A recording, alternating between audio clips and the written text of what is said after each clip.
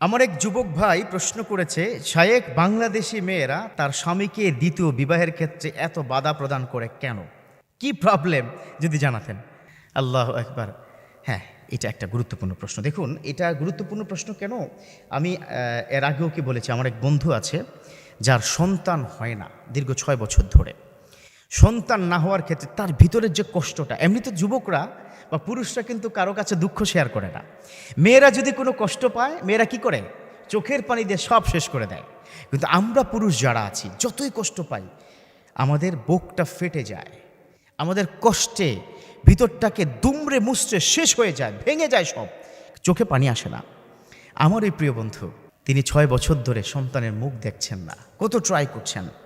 এত ট্রাইয়ের পরে ফাইনালি যেটা ধরা পড়েছে, তার স্ত্রীর সাথে জিন্নাতের প্রবলেম আছে। এখন আচ্ছা কি বলুন তো, ওই জিন্নাতের প্রবলেম যদি সলভ না হয়, 10 বছরও যদি তার সন্তান না হয়, আল্লাহ রসুলের কি সুন্নত আছে না বিয়ে করার? আল্লাহ রসুল আসলাম তিনি কি বলে দিয়েছেন, কোনো কোনো যুবকের ক্ষেত্রে বিয়ে করা ফরজ, কোনো কোনো যুবকের ক্ষেত্রে বিয়ে করা হারাম, কারো ক্ষেত্রে বিয়ে করা ওয়াজিব, কারো ক্ষেত্রে সুন্নাত। তো এই যে ফরম্যাটগুলো, 4টা ফরম্যাট যে আল্লাহ রসুলকে দিয়েছেন, কেন দিয়েছেন? এর মানে হচ্ছে তিনি চাচ্ছেন জেনা থেকে মুক্ত একটা সমাজ। যে সমাজ যত বেশি জেনা করা হয়, মনে রাখবেন ওই সমাজে বিবাহ কম। যে দেশে যত বেশি জেনা হয়, মনে রাখবেন ওই দেশের মধ্যে মিউচুয়াল ফ্রি সেক্স এরিয়া তাদের আছে না। ইউরোপিয়ান কান্ট্রিতে কে যে কার স্বামী, কে যে কার স্ত্রী, কে যে কার সন্তান, they don't know at all, তারা জানেই না। বাংলাদেশের পরিস্থিতি যদি সেদিকে যায় তখন কি হবে? তো আমাদের এই বাংলাদেশ নয়, আমি বলবো সাবকন্টিনেন্টের মেয়েদের ভিতরে আমি 3টি প্রবলেম পেয়েছিলাম, যে 3টি প্রবলেমের কারণে তারা স্বামীকে দ্বিতীয় বিবাহ করতে দেয় না। কথা কি বুঝতে পেরেছেন? 3টি প্রবলেম, এই 3টি প্রবলেম পর্যায়ক্রমে বলবো।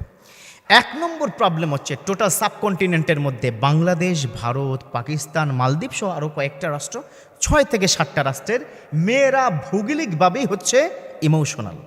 আপনি দেখবেন বিদেশের কোনো মানুষ এত হাউমাউ করে কান্না করে না। পেয়েছেন কোথাও? কোনো কি ভিডিওতে দেখছেন যে চিৎকার করে কান্না করছে এবং পানি টানি পড়ে একাকার?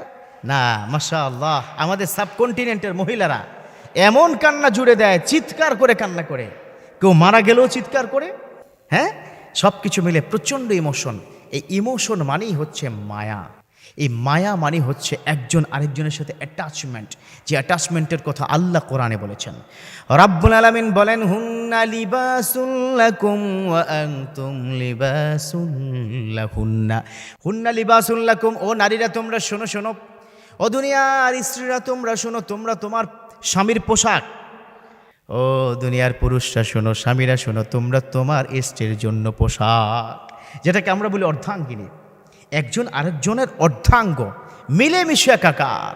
আপনার এই যে আমার গায়ে যে কোটটা দেখছেন, কোথাও যদি ময়লা কি লেগে যায়, প্রথমত হচ্ছে আমি এই পোশাকটি খুব তাড়াতাড়ি লন্ড্রিতে দিয়ে, বা আমি নিজে পার্সোনালি এটা ধুয়ে সুন্দর করে আবার ইস্ত্রি করে আবার গায়ে দেবো, because this dress is mine, এটা তো আমার ড্রেস। আমি কখনো এটা কেটে ফেলে দেব না। যেখানে ময়লা লেগেছে ওই জায়গাটা কেটে ফেলে দেব না, এটা কাউকে দিয়ে দিব না। এমনকি আমার কাছ থেকে যদি কেউ নিতে চায়, জোর জবরদস্তি করেও কেউ যদি নিতে চায়, সহজে আমি আমার এই পোশাকটাকে দিব না। এর মানেই পোশাকের সাথে আমার মায়া লেগে গেছে। পোশাকের কি কোনো রুহ আছে? পোশাক কি কথা বলতে পারে? যেই পোশাক, যে ড্রেসটা কথা বলতে পারে না, প্রাণহীন একটা ড্রেসের জন্য আমার যদি এত মায়া হয়, তাহলে সাবকন্টিনেন্টে ওই মেয়েরা ওই স্বামীকে তো, প্রাণযুক্ত কলিজার টুকরা স্বামীকে তো অন্য কাউকে দিতে দিবে না, এটাই স্বাভাবিক। মূল কথা কি বুঝতে পেরেছেন কিনা? 1 নম্বর কি? ইমোশনস।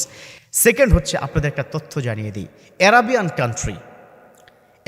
কান্ট্রি 22টা দেশে বিবাহ, 2-3 বিবাহ অ্যাভেলেবেল। কেন? কারণ ওই দেশের ফরম্যাট হচ্ছে, যখন স্বামীরা কোনো ভালো ইনকাম করে, ব্যবসা বাণিজ্য একটু ভালো হয়, যখন স্ত্রী দেখে যে খুব ব্যবসা, এবছর প্রায় $1 লক্ষ তার ইনকাম হয়েছে, তখন বলে তুমি আর একটা বিয়ে করো। কারণ শারীরিক সক্ষমতা অ্যারাবিয়ান কান্ট্রির পুরুষদের, 22টা রাষ্ট্রের পুরুষদের শারীরিক অনেক সক্ষমতা, কারণ তারা ম্যাক্সিমাম কিন্তু মিট খায়, গোস্ত খায়, তারা দুম্বার গোস্ত, উটের গোস্ত, হ্যাঁ, এগুলো কিন্তু তারা বেশি খায়, যার কারণে শারীরিক সক্ষমতা, শক্তি, স্পিরিট অনেক বেশি। এজন্য স্ত্রীরা বলে তুমি আরেকটি বিয়ে করো। তো ওই দেশের মেয়েরা আমাদের দেশের মেয়ের মধ্যে অনেক পার্থক্য আছে, ভৌগোলিক পরিবেশের কারণে এই পার্থক্যটা।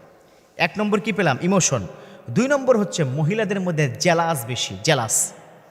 মহিলাদের মধ্যে জন্মগতভাবে কি জেলাসটা একটু বেশি। জেলাসের কারণে সাবকন্টিনেন্টের মেয়েরা কোনোভাবেই তার স্বামীকে ভাগ দিবে না। পৃথিবীর সব নিয়ে যাও, স্বামীকে নিও না। কিন্তু মা বোন, আপনাদেরকে বলছি, ডোন্ট টেক ইট আদারওয়াইজ। আপনার কারণে আপনার স্বামী অন্য নারীর দিকে পরকীয়ায় যদি লিপ্ত হয়, তাহলে তার দায়ভার আপনাকে নিতে হবে। ওই পুরুষটা, আপনার স্বামী যদি পরকীয়া করে কোনো জেনায় লিপ্ত হয়, ওই জেনার গুনাহ আপনার আমলনামায় যাবে। হুজুর কেন? আমার কি অপরাধ? ডেফিনেটলি আপনার অপরাধ। আজকে যদি আপনার স্বামীকে আপনি যদি তৃপ্ত যদি তিনি হতেন, তাহলে তো কোনো কারণে তিনি সেখানে যেতেন না। তবে হ্যাঁ, অনেক স্বামীদের বদচরিত্র আছে, খায়েশ মিটে না, সেটা আলাদা। কিন্তু ম্যাক্সিমাম যদি এই ধরনের হয়, তৃপ্তি তিনি বা তৃপ্ত নয়, সন্তুষ্ট আপনি করতে পারছেন না, তাহলে দ্বিতীয় বিবাহ তিনি যদি নাই করতে পারেন, আপনি যদি তাকে নাই করতে দেন, তাহলে ডেফিনেটলি তিনি তার খায়েশটা অন্য জায়গায় মিটাবে, সেটা জেনা হবে, বেবিচার হবে।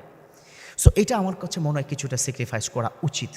তবে বিশ্বনবী একটা চমৎকার হাদিস তিনি বলে দিয়েছেন, ও আমার সাহাবারা শোনো, তোমার শারীরিক যদি অনেক বেশি চাহিদা থাকে, আর যদি তোমার বিবাহের কোনো সক্ষমতা নাই বা থাকে, বা কোনো সুযোগ নেই, পারিপার্শ্বিক কারণ হোক, পারিবারিক কারণ হোক, তাহলে রোজা রেখে দাও। আপনাদেরকে বলবো, রোজা রাখেন, হ্যাঁ, বউকে জ্বালায়েন না। আর 3 নম্বর হচ্ছে, নারীরা অকৃতজ্ঞ বেশি হয়, যার কারণে এই পুরুষটা তার জন্য কি ইনকাম করে, কত কষ্ট করে একটা সংসার গুছিয়ে দিয়েছে, এখন সে অন্য কাউকে ভাগ দিবে না। আরে বাবা, ভাগ দেওয়ার দরকার নাই, আপনার ঘর আপনার থাকুক, তিনি বিয়ে করে অন্য জায়গায় কে রাখুক, অসুবিধা তো নেই।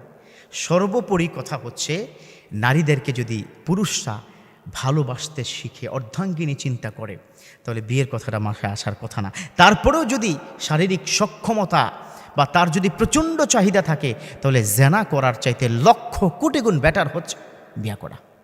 কথা কি বুঝতে পেরেছেন? কাবাগরের খতিব তিনি কি বলেছেন?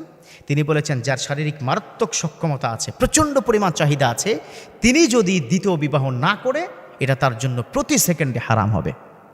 কথা কি বুঝতে পেরেছেন? প্রতি সেকেন্ডে হারাম হবে। কারণ খুব স্বাভাবিকভাবে সে পর্নোগ্রাফি দেখবে, অন্য কি নারীর দিকে তার চিন্তা চেতনা থাকবে। এটা করতে করতে কিন্তু তার স্থান আল্লাহর জাহান্নামে চলে যাবে। অতএব আমরা যেন নিজেদের চক্ষুকে হেফাজত করি, কন্ট্রোল করি, পারলে এই এক স্বামী স্ত্রী নিয়ে যেন আমরা থাকতে পারি। আল্লাহ আমাদের তৌফিক দান করুক, আমিন।